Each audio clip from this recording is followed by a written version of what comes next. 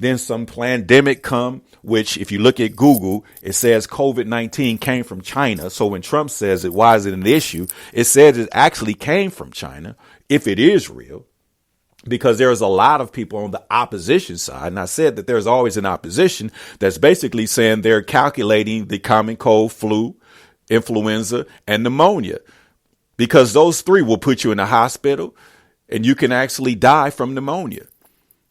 So the last year, there was pretty much zero. The last few years since COVID-19, they counted all pneumonia deaths as COVID-19 and complications. And it's all the same symptoms: fever, runny nose, cough, trouble breathing, bronchitis, bronchial tubes infections. These are things that we've been living with. So now it's starting to be normalized. So it's not going to go away as fast as we want it to, because you can still make money off of it. But right now, clearly, this is something that we're going to have to live with. And if we, continue to get flu shots and, continue to get booster shots, which is basically immune boosters, that's all it is, to protect yourself from what? Now, they say that they have these new strains, but they're, the hospitals are not reflecting that. Nothing's shutting down. People are really not getting sick as they thought they were or projecting. But we got to let them do what they do.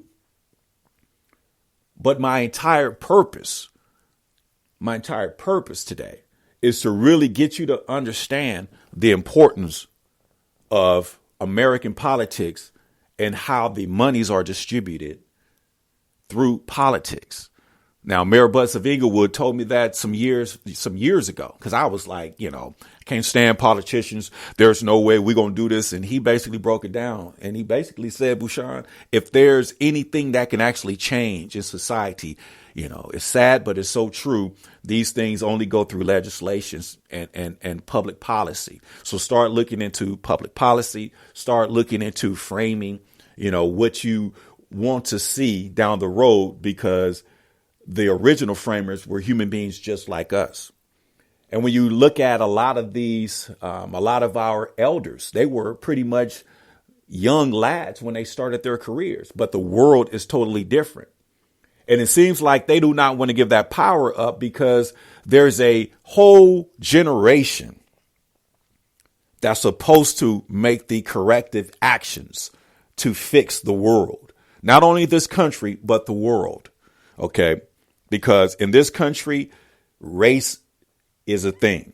OK, and Joe Biden destroyed the critical race theorists by making it systems and facts, because he put a bill into law, signed it into law, March 29th of 2022, the Emmett Till, H.R. 55, the Emmett Till Anti-Lynching Act, which basically killed and destroyed any critical race theorist, because it basically birthed critical race facts. So now it's not a theory. So now we get to talk about these systems and how they have handicapped a certain group of people, and how the framers specifically put these codes into the Constitution.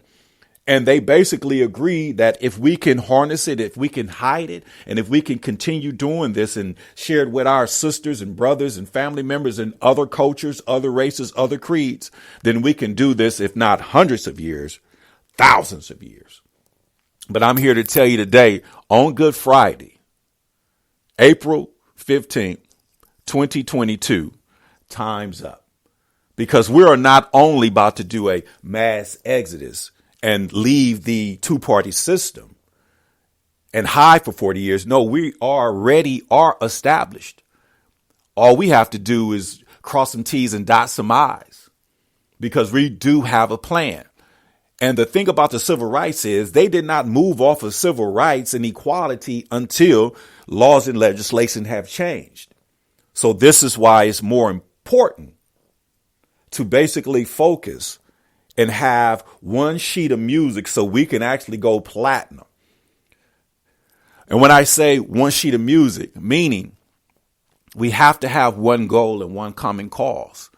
And the long-term goal is to amend the 13th Amendment, Okay, amending the 13th Amendment will basically take the criminalization clause off of the Constitution.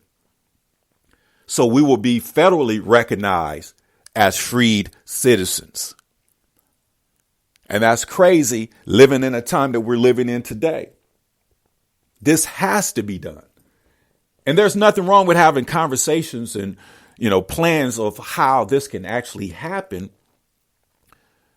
because we know that this is the human rights and the right thing to do based on the confirmed history and the confirmed data. Everything that comes across the Better Black America podcast is live, living documents in history that cannot be debunked. The documentation states on August 20th, the year 1619, the first 20 odd blacks arrived in Jamestown, Virginia. Now, the stories may change because some people may say, oh, they came in as slaves. Okay. But the story that I heard, because of my bloodline, because of my last name, I'm a Glover, because of the history, it was basically told in the story that I like to tell, is that these 20 odd black men came with the Irish to be civil servants for approximately 7 years to get their freedoms so they can actually establish themselves in a new land. But the establishment came so fast, they said, wait a minute, if we can somehow get a big contract with China and the Chinese and get this gunpowder, and we can get this steel contract and we can lock them up in shackles, shoot them with guns, meaning they have no power to defeat us, because physically there was a discrepancy for hundreds and thousands, for thousands of years until we was able to get gunpowder, chains and shackles. I think we need to do something about this. And they started bringing the blacks in, and there were so many slave revolts that they don't even document them. And this is why we are looking into the dark ages, because that's when blacks ruled. The first shall be last and last shall be first. Yes, we ruled and we was first, because right now the imagery is being, depicted by those who have the power. Now, if you can control the image, you have the power to manipulate and do anything. And this is why the liberals, white liberals and Jewish liberals are really upset and are shaking in their boots, because if Elon Musk is able to purchase Twitter, then they do not have a monopoly on mass media. And the bad thing about monopolies is the fact that people, regular people, laymen's, mortals, have no clue that this is how they manipulate you. Because I talk to brothers every single day, and it's clear that voting for the lesser of two evils was a epic fail. And I look brothers in their eyes and I say, man, so you voted for Biden? And they starting to come out, and they look at me and say, yeah, I did. That didn't work. And then I have the conversation about demonization, meaning they demonized a human being and we fell for it. We've been demonized as a race our whole entire existence in this country. So how can we sit back and do the same thing? Oh, when the Israelites were freed and led out of Egypt by Pharaoh, they hid in the wilderness for 40 years and then came back and recreated the same thing. This is why. Creatures of habit. No one stepping up. And I'm sure the ones that were really trying to do something had their eyes on the prize, had faith, was motivated and encouraged, and was willing to be comfortably uncomfortable. But then the busters and custers and the ignorant people sit back and say, we had it better as slaves. We might as well go back. But we cannot allow ever again the bottom half, the half that is not good for us, speak. And this is why my whole purpose of getting involved in the politics, getting involved in the podcasting, getting involved in the influencing, getting involved in the 501c3s, getting involved in the community, getting involved in activism, getting involved in the change game. And when I say the change game, meaning when Black Lives Matters and all these programs was recruiting me and wanted me to be a part, I knew without a shadow of a doubt, I am a nonpartisan, independent individual. God leads me and my consciousness is there. I saw clearly what the play was. It was a Trojan horse. Black Lives Matters was used, and then now they're in scrutiny because they're purchasing homes with the money that they raised. Now, that's not my business, but I'm sure this is how you pay back.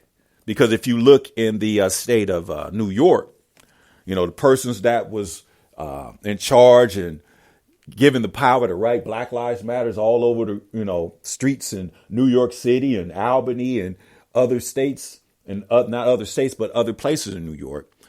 Now the lieutenant governor of New York, Brian Benjamin, who resigned a couple days ago, has been arrested for campaign finance. And the crazy thing about it, if you watch Power, Lorenz Tate character was a lieutenant governor, and look at all the scrutiny and look at all of the criminal stings and schemes that the politics showed in the show Power.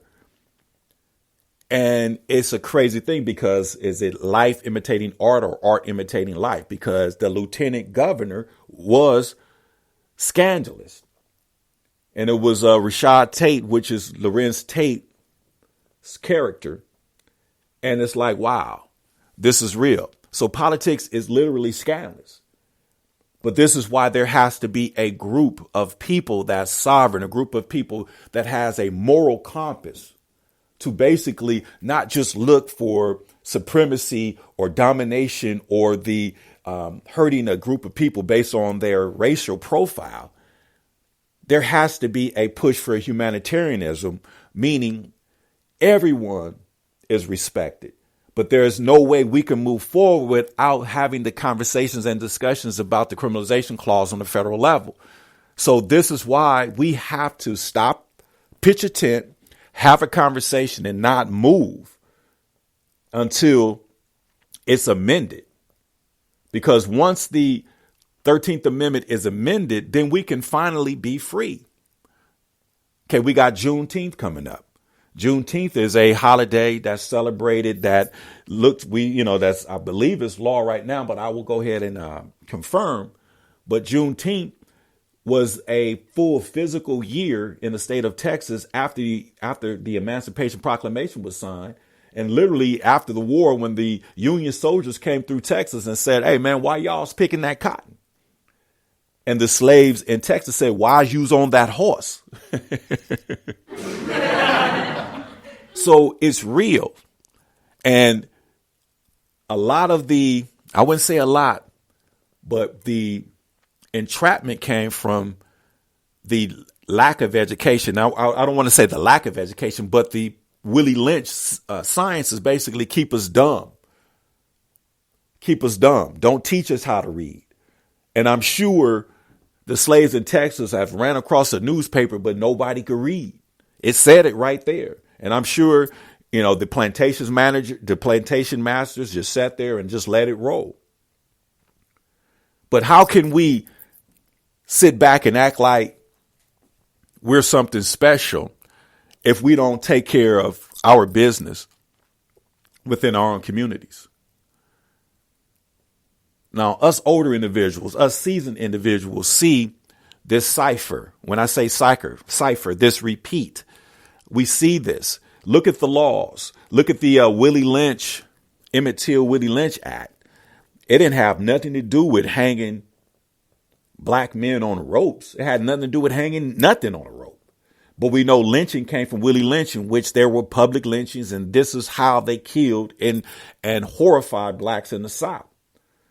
But to sign this bill into law and to add kidnapping, to add human trafficking, and to add other criminal crimes, meaning if you are arrested under the Emmett Till, H.R. 55 Emmett Till Anti-Lynching Act, it's a minimum of 30 years. So if you think 3 strikes and you're out was bad, this is worse. You only get 1 shot and you get 30 years.